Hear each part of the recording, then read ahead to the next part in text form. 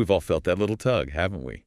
That curiosity towards places that seem just out of reach. Yeah, that pull towards the forbidden. It's interesting. It really is. And it's funny because even now, with everything so connected, there's still this, well, surprisingly short list of countries where a U.S. passport basically stops you at the door. A very firm no, exactly. And if you're listening, you probably keep an eye on global affairs. So today, we're taking a plunge, a real deep dive into those, let's call them off-limits zones for Americans. Right. Our mission is pretty straightforward. Figure out which specific nations pose serious hurdles for U.S. passport holders. We've looked at State Department advice, foreign policies, expert takes. Trying to understand the why behind it all? Exactly. The real reasons. We're not just talking about, a bit of extra scrutiny. We mean actual barriers, diplomatic tension, security worries, political disputes. And it's fascinating how these restrictions really mirror the bigger picture, don't they? A country's foreign policy directly impacting where its citizens can or can't go. Absolutely. The sources show these aren't random choices. Yeah. They reflect real geopolitical shifts. Definitely. Okay, let's jump right in then. First up, Venezuela. It's been in the news constantly, and it's got that Level 4 travel advisory. For anyone who might not know, what does Level 4 actually signal?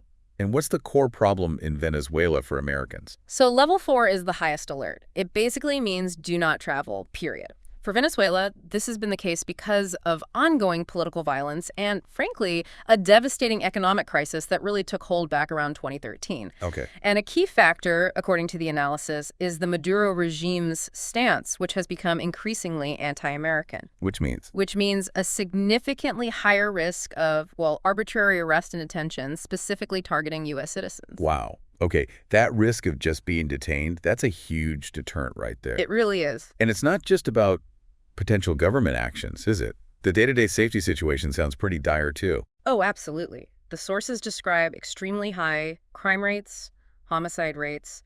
It's a breakdown of law and order, really, made worse by the economy. Right. So in that environment, any traveler is vulnerable, but especially someone who might be viewed with suspicion by the authorities. So the recommendation to maybe look at neighboring countries instead, that really says it all. It underscores the seriousness, yeah. Okay, moving across the globe then, to Libya, another Level 4 destination. But here, the problem seemed rooted in more recent conflict. That's right. Since the fall of Gaddafi in 2011, Libya's been plagued by violent civil conflicts. It created a power vacuum, basically. Leading to various terrorist groups, armed militias gaining ground, just widespread instability.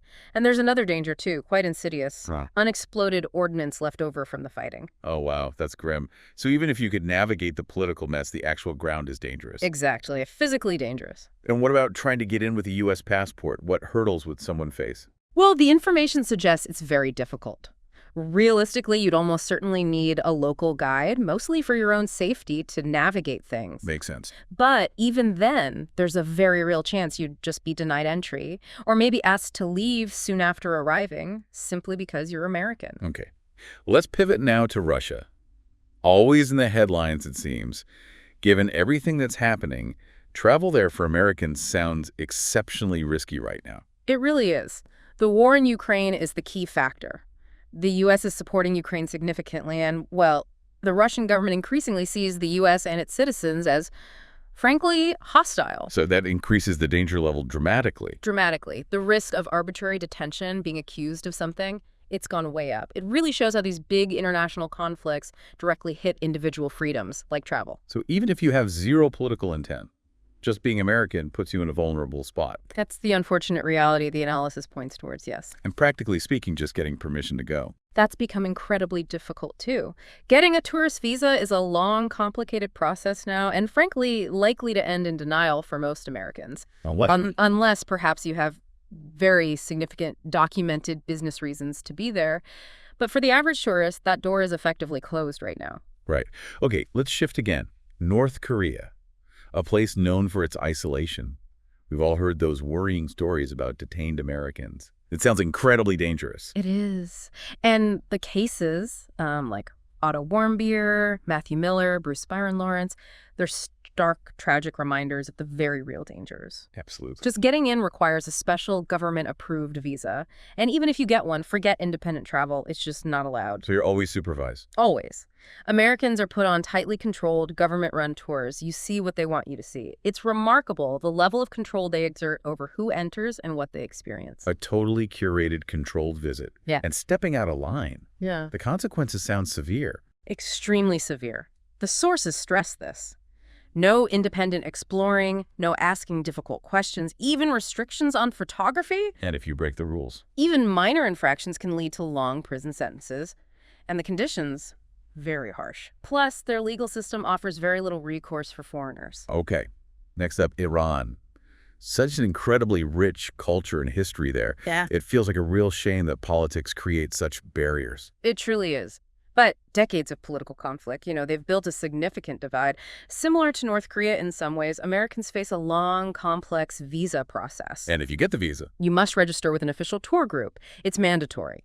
No independent travel for U.S. citizens. It really shows how these long-running political issues directly block cultural exchange. But interestingly, the analysis suggested that for people not holding U.S. passports, Iran can be quite different. That's a really important distinction, yes. For other nationalities, our sources say Iran is stunningly beautiful, the culture is deep, people are incredibly hospitable, the food's amazing. But not for Americans. But for Americans, the risk of being detained for even minor things, or perceived offenses, is just too high.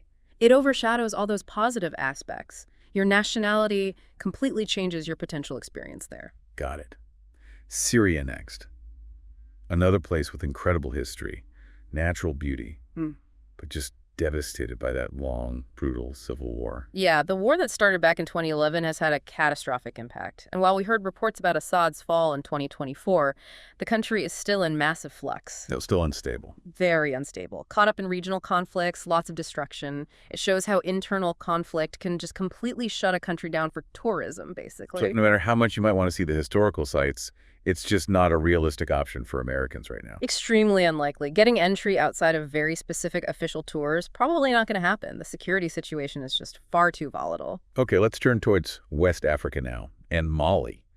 Sounds like a place with tourist potential, but again, serious security warnings. That's a good way to put it. Mali has a lot to offer, culturally, naturally, but the U.S. government strongly warns against any travel there. Why specifically? A very high risk of terrorism. And, crucially, the potential for kidnappings and attacks that specifically target Westerners, including Americans. That threat is major and ongoing. So it's not just general instability, it's targeted threats. Yes. Which shows how non-state groups like terrorists can also create these huge barriers to travel. So even if you could get a visa without too much trouble, the reality on the ground makes it incredibly dangerous. Exactly. The advice is clear. Look at safer options nearby, like Senegal, perhaps. That tells you how high the risk level is perceived to be in Mali. Right. Then we have Sudan and South Sudan. Similar picture, it seems. Deep instability, long periods of conflict. Very similar, unfortunately. Decades of political violence, the split in 2011. Both countries face huge challenges. For Sudan, getting a visa as an American tourist is highly unlikely. Ongoing violence, political tension, plus the risks of armed conflict breaking out. Diseases like yellow fever are common. And again, kidnapping is a real threat. It shows the long shadow internal conflict casts. And South Sudan? Any better? Sadly, no. Intense violence continues, high kidnapping risk, significant terrorist activity, and reports indicate journalists and visitors are sometimes specifically targeted. Wow. Even U.S. government staff there need armed escorts to move around. So while you might technically be able to get a visa, you'd be confined to heavily protected areas with major travel restrictions. Okay, moving on. The Democratic Republic of the Congo. Described in the sources as one of the most dangerous for American travelers. That's a pretty stark warning. It is. The U.S. government strongly advises against all travel there. The reasons: extremely high levels of violent crime plus significant political instability. And the U.S. presence. It's reduced. Yep. Non-essential U.S. government workers have been withdrawn. That tells you something about the severity. Very limited help available if an American got into trouble. Right, lack of diplomatic support adds another layer of risk. Exactly, which is why, again, the advice is to look elsewhere in the region. Like where? Peaceful neighbors like Gabon or Zambia are suggested as much safer bets for exploring that part of Africa. Okay. The Central African Republic, CAR. Sounds like similar extreme risks there, too. Yes, unfortunately, continued political violence is a major issue.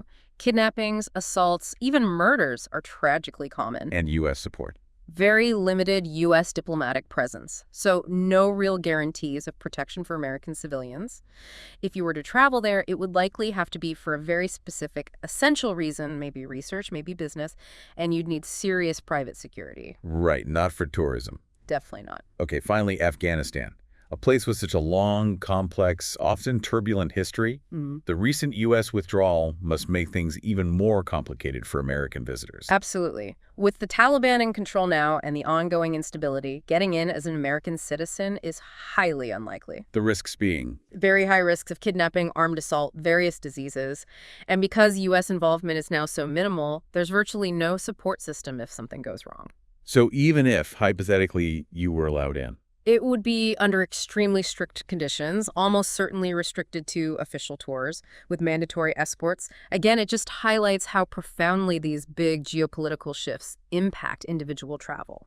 So looking back at this whole list then, Yeah. it's clear, isn't it? The reasons these countries are largely off limits, it's this complex mix. Strained diplomacy, real security threats on the ground, deep internal conflicts. That sums it up well. It's a convergence of factors, but it's also really important to keep the bigger picture in mind, as you said earlier. Meaning that while this list exists, and the reasons are serious, it represents a pretty small fraction of the world's countries. That's true. The vast majority of the globe remains open and welcoming to American travelers. So these restrictions highlight specific problems, but they don't define global travel overall. That is a really crucial point to remember. Puts it in perspective.